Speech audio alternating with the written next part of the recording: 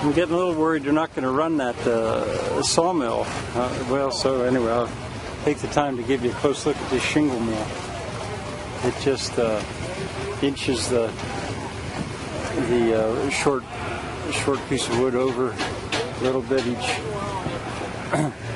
each pass.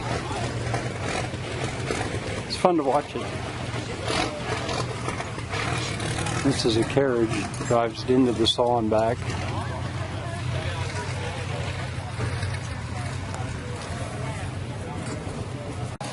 This is wide here.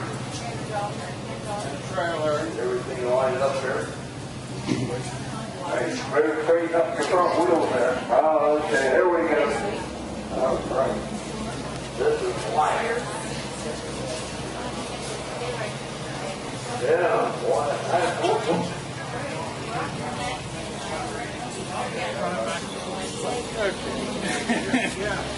Oh, boy.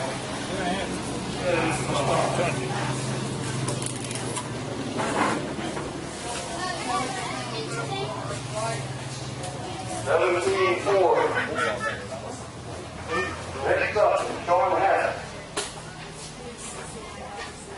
Cream separator. Okay, Sean. And then Caleb. Thank you.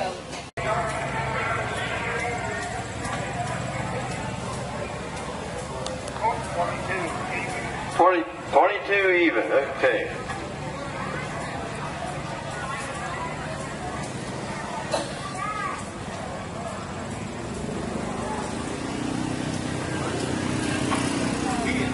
All right, Ken. Brakes. Where's your dad?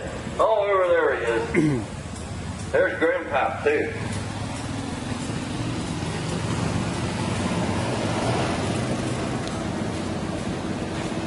Give you a little workout there.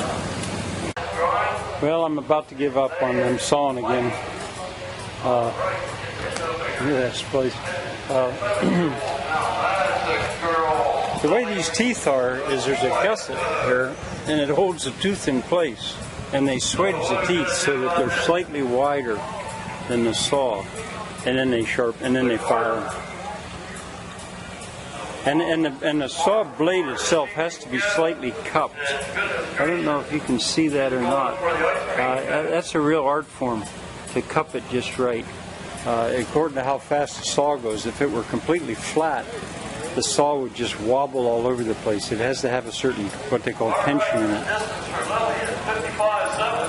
And now you get that by hammering it in certain spots. It's an art form, but if I can't do it, I'm sure my neighbor can figure out how to do it. And these pulleys, since I'm going to go around the other side. Okay, the way the pulleys work, this lever, it puts tension on one or tension on the other, and the one drives it forward and the other drives it back. It's a pretty neat system. It replaced the older system which I have, which is a infinitely variable speed on a friction plate. This counts on the belts to slip, but it works fine. That's the way they usually are, and that is a Babbitt bearing, I'm sure. It has to be. They put a little brush in front of the wheel, because if that gets a little bit crooked, there was one year I saw them saw. That saw went straight into the head block. Boy, the sparks flew, and it took every tooth out of that saw. They had to stop and replace all the teeth. This advances the log. It brings all three head blocks at the same time over, because it's driving a shaft that's got a gear on those racks. And this is the hold down. It slides down and it grips the log and sets it in place. This also, if a log is crooked, they'll use them to bump them over. All right. That's a good job. And there's the spool. There's the spool. Way down there's the dead man. All right. No, I thought the dead man. That's on the end of the carriage. And then there's the... Next is the lion. Where's the lion? Oh, here he is. There's the... no, it's so hard to explain. But well, anyway, maybe you can figure it out. I can't explain it. Well, I guess I'm going to give up on this, but it's a wonderful operation. See it all done here. The guys use cant hooks to roll the logs over.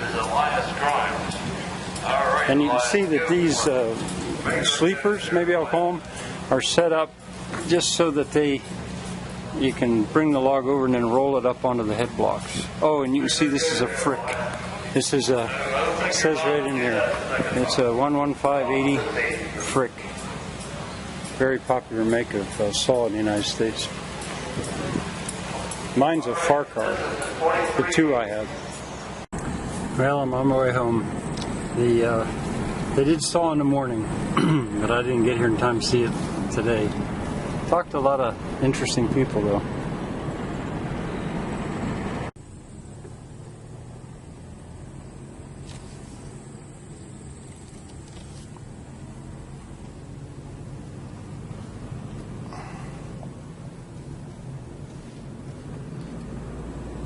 Here's where Bob Detweiler lives, the guy in the blue that I was saying was going to be president of that next year, which was telling me. That's an old log house.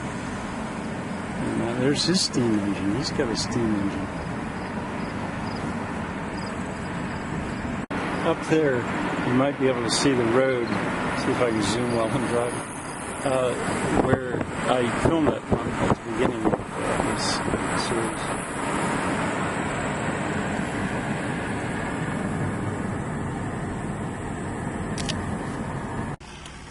Broombaugh is the name of the mountain, Broombaugh Mountain.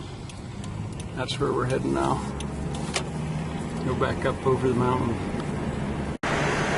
Well, let's see if I can capture this. Down there's Morrison's Cove. I filmed that this morning. And we're just about to go over Broombaugh Mountain. And the other side is equally beautiful.